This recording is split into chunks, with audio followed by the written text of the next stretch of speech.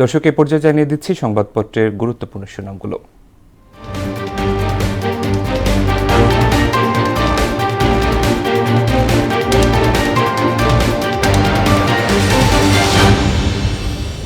শুরুতেই প্রথম আলো। জাতীয় সংসদ নির্বাচন, তারেকের ব্যয় নিজের টাকায়, শফিকুরের বড় অংশ দল থেকে, র্যাব বিলুপ্তি ও গোয়েন্দা সংস্থা সংস্কারের সুপারিশ, যুক্তরাষ্ট্রের আদালতে মাদুরো, আমি এখনো আমার দেশের প্রেসিডেন্ট, ঢাকায় এনসিপির ৮ প্রার্থীর ২জনই কোটিপতি।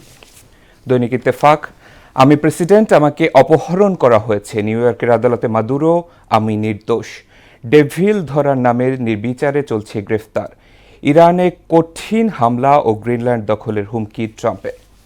সমকাল, বিএনপির ৮৩% প্রার্থী কোটিপতি, ১০০,৭ জন, আমি এখনো প্রেসিডেন্ট, আমি নির্দোষ, আমাকে ধরে এনেছে।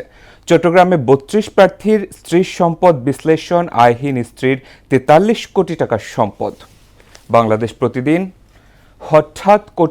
হঠাৎ হওয়া কোটিপতি এবং নির্বাচনের রাজনীতি, আব্দুল আওয়াল মিন্টু, অর্থনীতি পুনরুদ্ধারে সক্ষমতা আছে একমাত্র বিএনপিরই, আইপিএলের সব খেলা সম্প্রচার বন্ধের নির্দেশ। যুগান্তর, বাংলাদেশে নিষিদ্ধ আইপিএলের সম্প্রচার, পুলিশ